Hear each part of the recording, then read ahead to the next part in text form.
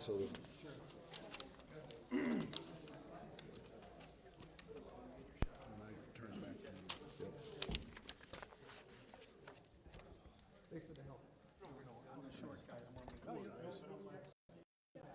Good afternoon, everyone. We'll go ahead and get started.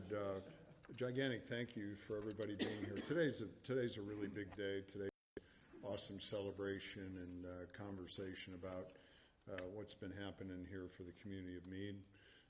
I want to give a shout out. I see Senator Brandt is here, Senator Storm is here, and thank them for their interest and how important this is to this part of Nebraska and the entire state of Nebraska.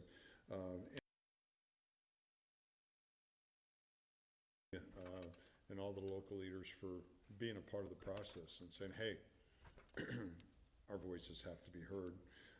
I think this is a great example of how local involvement can help shape cleanup efforts when something takes place. So it tells you how much everybody cares about this community and the surrounding county, and everybody here has been extraordinarily strong advocates for their friends and neighbors. That's what we do in Nebraska. So maybe just a little history so everybody's on the same page. The AltEn site since 2021. I can tell you that from my seat, before this calling happened 5 years ago, I was saying, what the heck? What's happening at Mead's just wrong. So 4 years ago, this facility had stockpiled more than 84,000 tons of wet cake, had more than 150 million gallons of wastewater stored in damaged lagoons, and that resulted in odors that affected the Mead community and affected the facility, had uncontrolled stormwater releases after every single rain. From my view, it was a 100% unacceptable situation. Since the digester release in February of 2021, 6 seed companies working together as the AltEn Facility Response Group have been able to stabilize the site and move toward a cleanup through the state voluntary cleanup with what we call now the Department of Water, Energy, and Environment. The 6 seed companies, Ag-Reliant Genetics, Bayer, Beck's, Superior Hybrids, Corteva AgriScience, Seeds, and Winfield Solutions. Now that all the wet cake's been removed from the site, the wet cake was mixed with a solidifying material and trucked to a permitted landfill.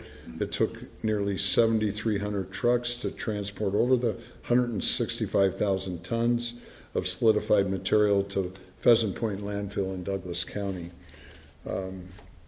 I think this isn't an over-exaggeration. The people of this community and our teams have come together, and we've literally moved a mountain. We've literally moved a mountain because it was a bad, sore mountain west of town. So I think it's important that we recognize the wastewater has been treated and land applied in nearby fields, and now there is zero water in the wastewater lagoons. We've also improved the stormwater controls to prevent rain and snowmelt from leaving the site so it can be treated. The Department of Water, Energy, and Environment have sampled 43 nearby private drinking water wells, so well owners the quality of their private drinking water decisions. It's really important. I've had the privilege to be your governor 3 years, and there were 2 things that were really, really high on my priority list from day one. One that made no sense for 25 years. We had broadband, so we created an executive order to have a broadband office. And then number 2, what took place here in Mead.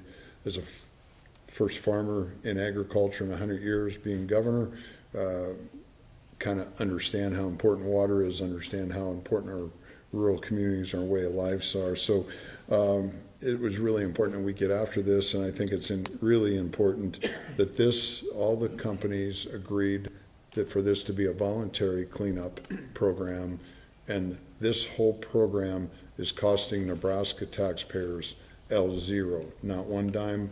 These 6 companies are paying 100% of the voluntary remedial cleanup. I think that's an incredible testimony to the people of Mead and to everybody that are public servants working for the state of Nebraska, making things happen. I couldn't be more proud of it. I just want to say thank you to everybody because, you know, a lot of times in government, people just get criticized. And today's the day that's really important to give a gigantic shout out to the public servants of Nebraska. I couldn't be more proud of them. So I think I talked long enough. I can't say it enough. Joe Kelly, serving as lieutenant governor, the day that I asked Joe and he said yes was a really, really good day. I can't tell you how important it is that I have a lifelong friend that all of us have been marveled at what kind of public servant Joe has been, making sure that we stay safe as a lifelong prosecutor. He has played an incredible role in this whole process among gobs of things that go on. So, Joe Kelly, thanks. Appreciate it. Thanks, Governor.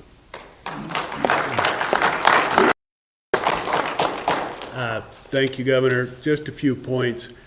I'll take you back to 2023 during what was our election year. I know at least 4 times I can specifically remember when we were riding around the state, maybe we were in a plane, maybe we were on the ground, and we discussed this situation here in Mead.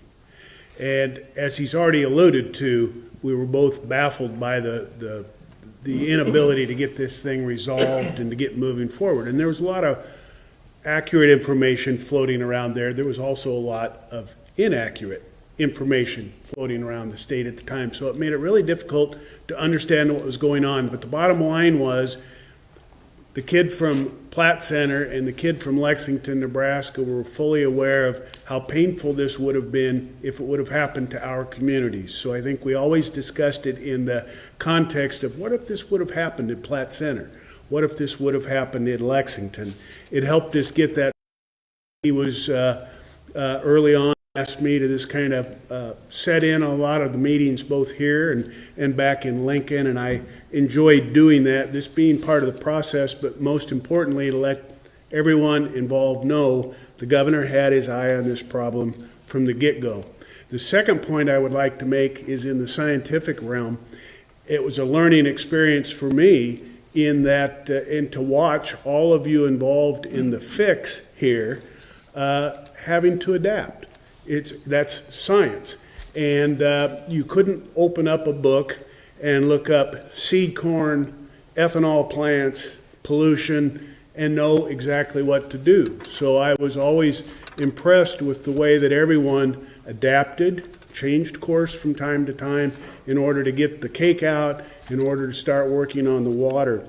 So I guess a thank you to all of those involved on government and in the private sector on the cleanup on the scientific side. And the final thing is back to the personal and the emotional side of this thing. When I first started meeting with community leaders here, I was amazed, I still am, at how calm y'all were. You shouldn't have been, and you were. You were calm and you were intelligent, and you approached this with a let's get it fixed rather than I want to vent on somebody. Very amazing to watch that. Very Nebraska to watch that. And I commend Mead and all of you who have been involved from the get-go with this process. So, thanks, Governor. Awesome, Joe. Yep. Thank you. Thank you, Joe. That's a good one. You know, in city government, state government, city government, county government, and you know, Saunders County has been a key part of being a part of this. So I'd like to introduce Saunders County Board Supervisor Bill Reese. Bill, thanks for being. Thanks for all your work in this process. You bet. I'm afraid I'm going to be a little redundant in giving thanks, but from the county board point of view, there's a lot to be thankful for, and it's been stated, but I prepared these remarks, so I better read them. I'm here on behalf of the Saunders County Board of Supervisors to express our deep appreciation and thanks to all who have stepped up to take on this unique and unprecedented challenge. When this occurs, it's easy to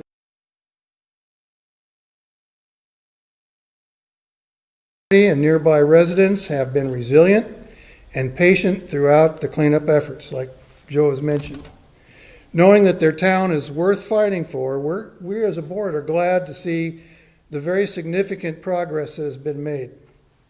I can assure you all that the board has been keeping a close eye on the steps taken, with reports of the ongoing processes and procedures, testing results, plans for next step remediations being a constant agenda item at each and every one of our board meetings. It's been a separate agenda items. Representative John Zug and I have reported back what we have learned from the team at each meeting.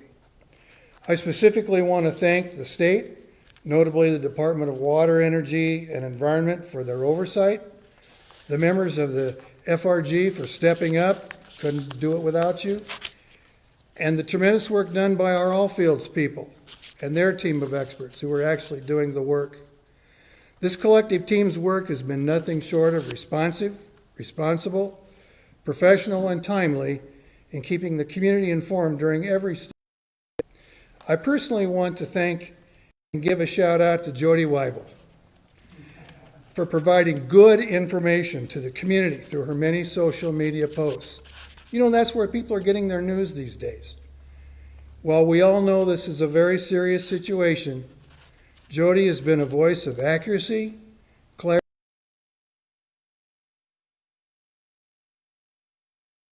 because of your efforts, Jody. Thank you. We really appreciate it. So, realizing these things take time, necessary due diligence, and extra care. There is a lot more work to be done, and we also know that with that, understandably, comes some maybe lingering uncertainties. However, the board is convinced that we are on the right track and look forward to being continually informed and involved. Thank you.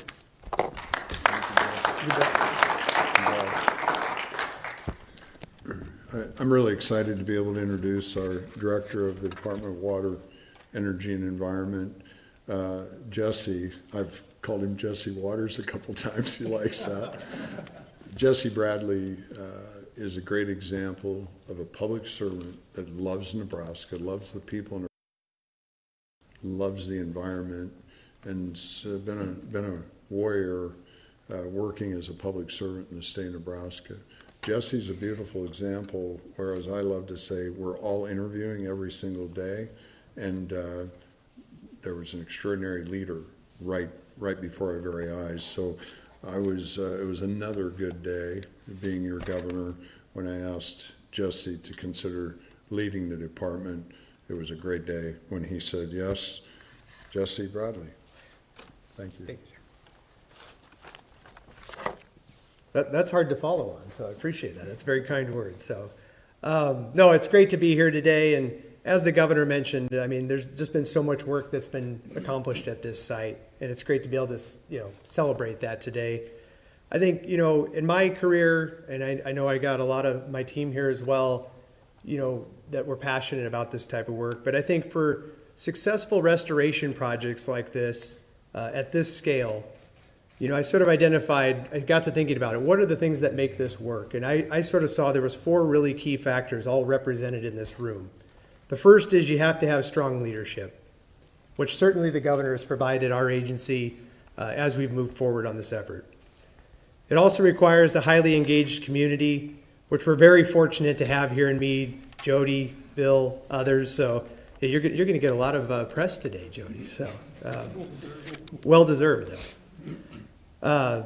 The third thing is you have to be guided by clear risk-based planning objectives for site restoration, and that's really what our agencies work to do. I have a couple members of my team here today.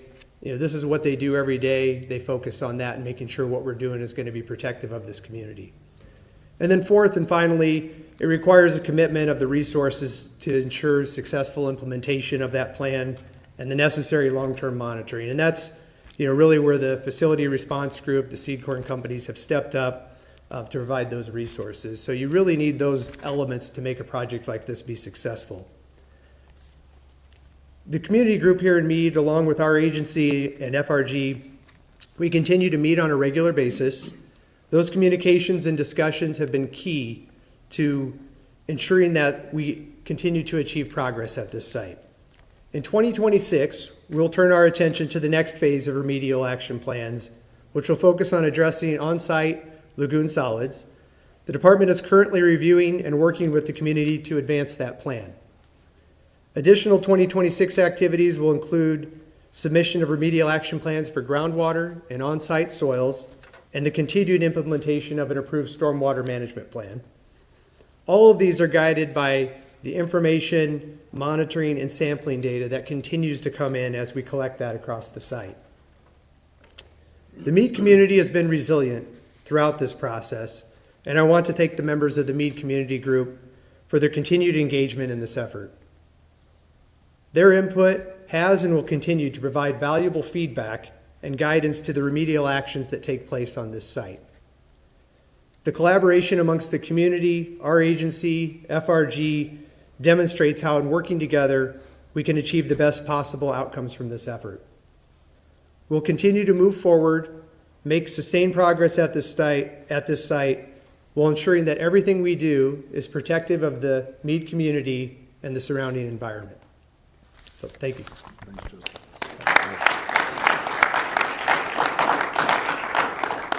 Thank you, Jesse. And last, we have environmental contractors with ERM Newfields, Don Gunster. Don, thanks for your work. Thanks for being here today. Thank you for having me. Greatly. So I'm the program manager for ERM Newfields. We're the company conducting the cleanup at the site. I wanted to thank the governor for hosting this event. I wanted to recognize the department for their cooperation, and of course the partnership that we've developed with the community and relationships that we have with Bill and Jody and the pastor and others.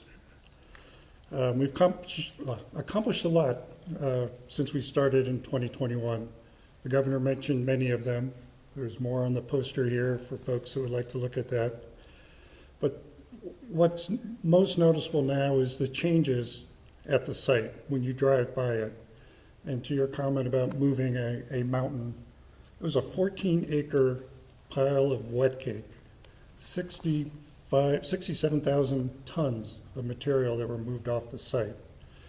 I'm sure that the residents that live near the community or near the site have noticed that distinct AltEn odor is gone. As the governor mentioned and others, we've treated all of the lagoon water that was left behind. We're now focusing on the sediments that are under, or the solids that are underneath that water and developing plans for removing that. I think the one thing that I wanted to point out was that throughout this entire process that we've really valued the input and feedback from the community. The community leaders really in this partnership and have made a continual impact on the work that we're doing out there. Now we've got more to do. We're working with the department on dealing with the other elements of the site, putting together the plans, but we're committed to continuing that work and getting it done.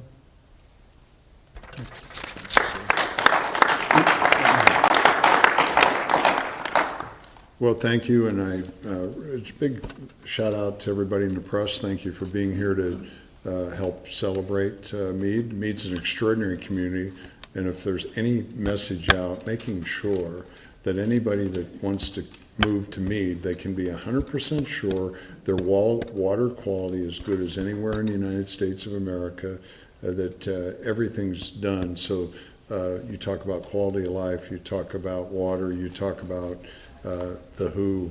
Mead's a special place. So we'll do questions, please.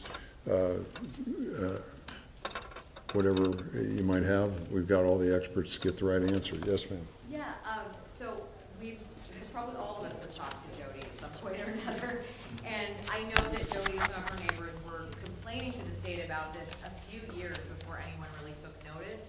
Has the state developed a plan or changed any processes to make sure that something like this, if it happens, there's a quicker response? Yeah, it's a great question. The question was, Jody and the community talked for a long time and had deaf ears. So what can we talked about it, what can we learn from it? I'm a believer, get government out of our hair. We can't create more laws to keep this from happening. What we have to do a better job of is have accountability in government. When there's bad news, it never gets good with age. So when something isn't happening, that's when we have to know, we have to hear, and then we have to come together and address it. And that's why the folks that are here, they needed to be heard, there needed to be action, there needed to be action sooner. That was my view, and if there's anything I'm really proud of our team about is how everybody rolled their sleeves, worked, communicated with everybody, and then that we're able to make sure that not one dime is used of Nebraska taxpayer dollars to fix this problem. Yes? Can you talk about the logistics of what's going to happen in 2026? I know that the solid materials are going to be removed. How does that work? Yeah, I'm gonna let the Jesse or Rob, whoever but the bottom line, what's happening, what I can describe to you is in the bottom. This is a synthetic lined lagoon, and the bottom of so when you take the water off, the sediments, the solids are in the bottom, and that is going to be cleaned up and removed. There could be debates about if that's really necessary. But the hardcore reality, this is a zero risk project, so this is going to be taken off so that there's zero risk of any contamination. It might, some might have, but that's what's going to take place, and one of you guys answer exactly how that is. Yeah, so in 2026, we'll have the work, as the governor's talking about, on those lagoon solids. We're currently working on the remedial action plan for that. Yeah, solids will be moved, and consolidated, and then there'll be liner across that to make sure water's not infiltrating through anything on site. Additionally, in 2026, we'll start to put plans together for on-site soils across the site and how those will be remediated, and then, of course, the groundwater as well. Those two plans will start to come in 2026 for our review. I don't know, Don, did you want to add anything? No, you covered it well. Okay. I'll ask a follow-up on that. So in 2026, you outlined continued plans for the site. There's some properties downstream, including some owned by the state of Nebraska, that have been affected. Are you looking long-term at doing any kind of remediation for those projects at this time? And could you outline a timeline for that? Yeah, I think with regard to kind of the off-site aspects of the site, there's been sampling work that's been going on at our agency. We did a little bit of that in the late spring, did here a little bit more here more recently. So we're putting that information together. We'll continue to talk through our community group and with FRG about how we kind of approach that once that sampling data can come in and we can analyze it and kind of understand what threats, risks are out there. So we haven't forgot about things that are off the site as well, and we'll be continuing to look at that. I mean, the water quality will be as far as it goes down, it will keep being assessed. Yeah, that's right.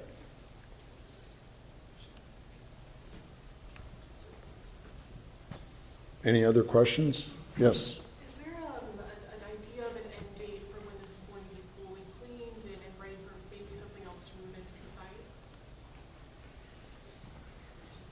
Well, I know of no conversations about it. I think that the number's about 3 years to continue to do the water monitoring and testing. This next year, there'll be a lot of physical work taking place, but then the rest will be monitoring, watering, using technology, know exactly where our water quality. The goal is really simple from my seat, that the water quality is totally fixed the way it was before AltEn ever came here. I'll ask another question. Jesse, and you're at the head of the Department of Water, Energy, and Environment now. How unique is this site in the scope of, all the sites that you're now in charge of kind of watching and conducting oversight of the remediation projects? Yeah, it's a good question. I mean, it seems like, sites of this scale, there are always uniqueness to them, and so, like I said, kind of in my remarks, right, it takes those really 4 criteria to make successes at sites that are of this scale, this magnitude. You really have to have that strong leadership. you've got to have good community engagement. You've got to rely on the science and using that to assess, what your risk-based are. And then you've got to have partners to help with the implementation of those activities and maintain that commitment to monitoring success. So, this is definitely a unique site, I would say, in Nebraska. But I think those resources and the way you approach those problems are going to be consistent if you have those challenges anywhere. Do you have concerns in general about Nebraska, not maybe about something that happened here, which you said is unique, but we saw this summer Des Moines had huge water problems with nitrates in their water. Is there concern in a rural state about other communities having water quality issues? I would just say, we are also working very hard right now under the governor's leadership under a water quality and water quantity task force. We'll have recommendations from that group here coming forth shortly, but we're taking those issues very seriously.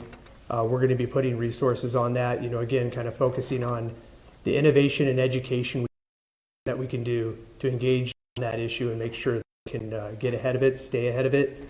There's a lot of opportunity out there right now with technologies, education, and I think this task force, we've had great dialogue about those opportunities, and I think there'll be a lot of good actions that can come from that effort.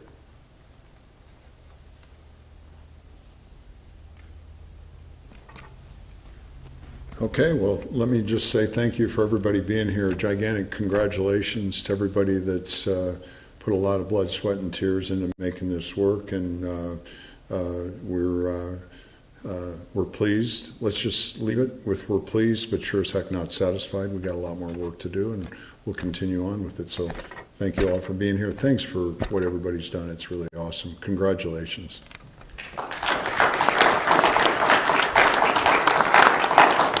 Good stuff. Thank you, Mr. Thank you. Good to see you.